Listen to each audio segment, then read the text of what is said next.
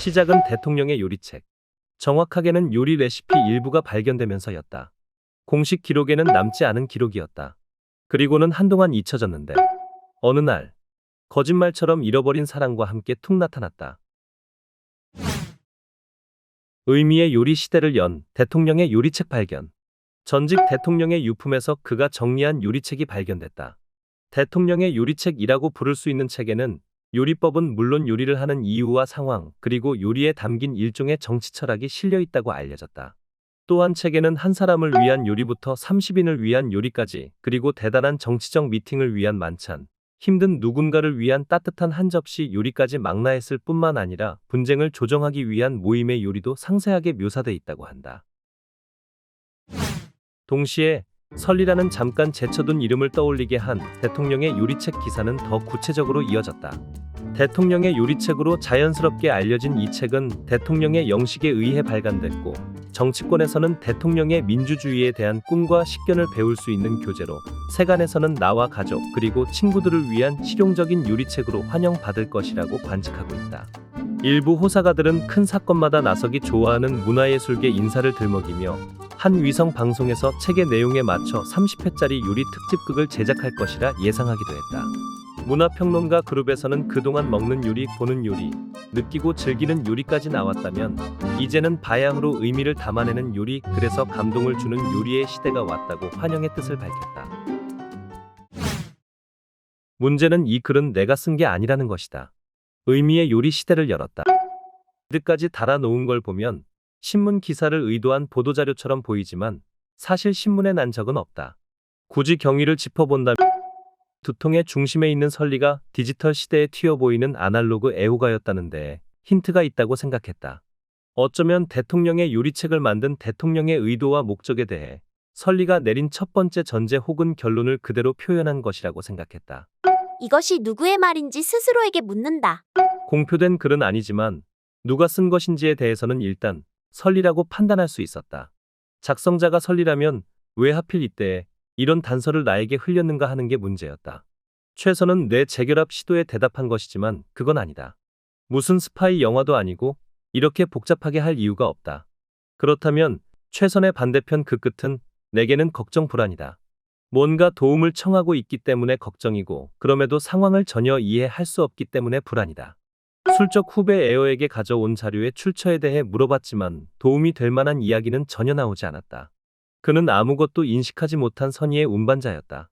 이제 남은 방법은 이것이 누구의 말인지 스스로에게 묻는 것이다. 피부를 상하지 않게 면도를 하려면 면도날이 예리할수록 좋다. 즉, 세상을 구현하는 원인, 설명 등 여러 가지 어렵고 중대한 문제일수록 그에 대한 답이나 이론은 간단하고 명료해야 한다. 윌리엄 오컴이라는 영국의 스콜라 철학자이자 프란체스코의 수사의 생각이다. 그는 진리에 접근하기 위해서는 불필요한 가정이나 전제들을 모두 잘라버리고 단순하게 해 사물의 핵심만 보아야 한다고 주장했다. 그의 명쾌한 이론에 중세 기독교 철학이 지켜왔던 수많은 진리와 가치들이 많이 잘려나갔다. 그래서 오컴의 면도날이다. 이와는 반대되는 생각도 있다. 세상만사 가능한 한 간결해야 하지만 너무 간단해서는 안 된다. 아인슈타인의 말이라고 한다. 임마누엘 칸트도 다양성을 지나치게 줄이지 말라고 했는데 한때는 쓸모없이 보여도 나중에 쓸모를 발견할 수도 있기 때문이다. 세상을 너무 복잡하지도 않게, 그렇다고 너무 단순하게 하지 않도록 해야 한다. 간결하지만 간단하지 않은 것이 오컴의 면도날 법칙의 정확한 사용 방식이다. 단서는 설리가 남긴 것일까? 이럴 수 있다. 다툼 끝에 헤어진 것이 대략 6개월 전이었다. 같은 직장, 같은 팀에 있었지만 때마침 팀의 재정비와 재배치가 일어나는 시기인데다 부모님의 상황을 자신이 자기의 구역으로 돌아가야 하는 이유로 맨 앞에 내세워 덮어가는 바람에 마지막까지 우리 팀원들조차 나와 설리의 관계를 알지 못했다. 또 둘이서 본격적인 추적에 긴가민가 하던 우리의 아이템인 대통령의 요리책도 둘만 아는 이야기로 남고 말았다. 그러니까 남겨진 그리고 나에게 전달된 자료는 설리로부터 온 것일 수밖에 없다. 일단 이것이 나의 결론이다. 오흐리드의 상징인 성 요한 카네오 성당은 영화 비포 더 레인의 무대이다. 영화는 인종 분규, 종교 분쟁, 정치 대립이 엇갈린 이야기를 음악의 소나타 형식으로 만들었다. 밀코 만체부스키 감독은 갈등의 현장인 마케도니아와 런던을 배경으로 전쟁 속에서 뒤얽히는 사랑을 그린다. 키릴은 그리스 정교회 소속 젊은 수도사이다. 침묵으로 기도를 하던 키릴은 본의 아니게 회교도인 알바니아 소녀 자미라를 숨겨준다. 그녀는 동족 상쟁의 상황을 피해 도피 중이었는데 마을 사람들이 이 사실을 눈치채자 늙은 신부들은 키릴을 보호하기 위해 자미라와 함께 피신시킨다. 그러나 얼마 못 가 발각되고 자미라는 이교도를 사랑한 죄로 사살된다. 애는 런던의 사진 잡지 편집장이다. 가정적인 남편과 바람 같은 자유주의자인 사진작가 사이에서 사랑의 갈등을 겪는다.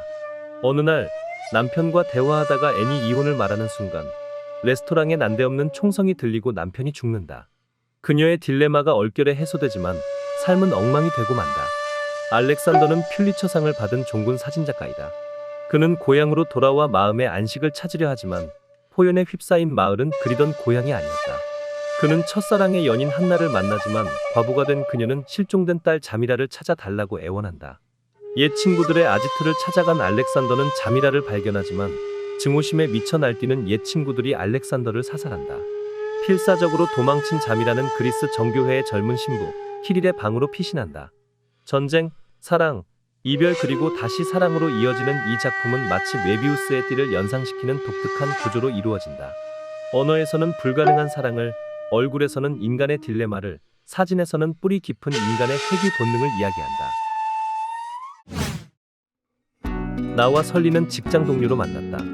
고향 구역을 떠나 본부로 전근을 온 설리를 환영하는 저녁자리였다. 어쩜 생일이 같다고? 생일이 같다는 절묘한 우연이 나와 설리 사이의 첫 공통점이었다.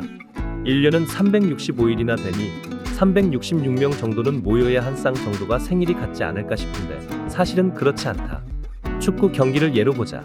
축구장에는 선수가 22명, 주심 1명, 선심 2명 등 모두 25명이 같이 뛰게 된다. 한 경기마다 생일이 같은 사람이 섞여 있을 가능성은 얼마나 될까? 이 확률을 계산하려면 생일이 모두 다를 경우를 생각하는 게 훨씬 쉽다. 먼저 2명이 있을 때 첫 번째 사람의 생일이 5월 5일이라면 다른 한 명의 생일은 365일 중에서 이날을 제외한 364일 중 어느 날이어야 한다. 그래서 2명의 생일이 다를 확률은 365분의 364이다.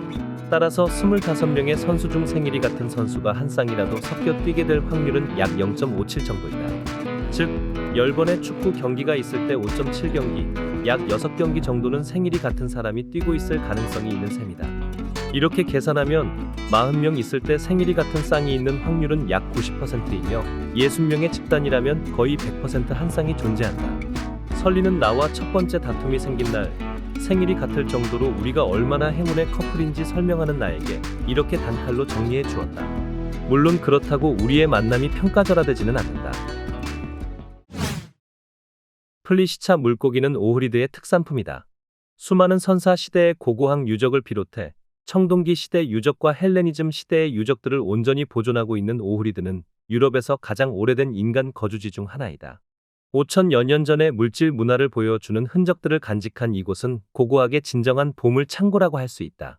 신석기 시대부터 중세 말까지의 고고학 유적이 250곳 이상이나 발굴되었다.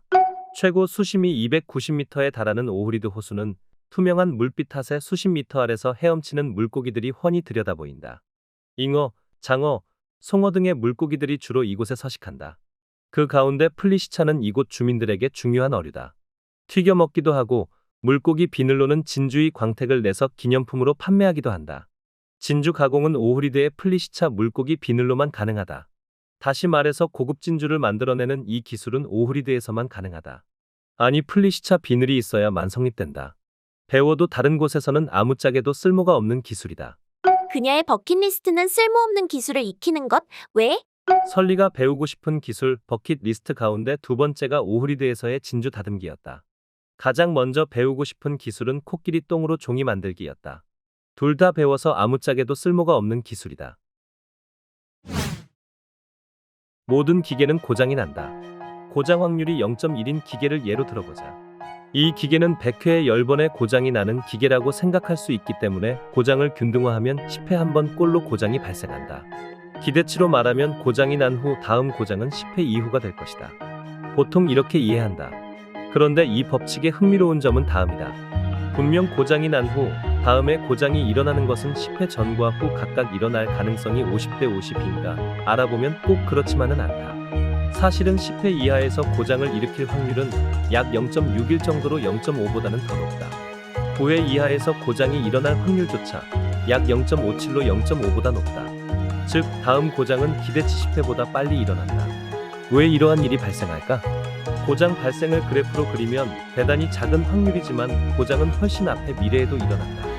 그래프의 오른쪽으로 확률이 급격하게 떨어진 고장이 무한히 발생하기 때문에 확률적 이해와는 달라진다. 다음 고장까지의 운전의 수 평균은 10회라고 표시된 기계는 실제 10회보다 빨리 일어나는 경우가 많다. 때문에 기계의 사용자는 표시된 평균보다 고장 횟수가 많다고 착각하게 된다.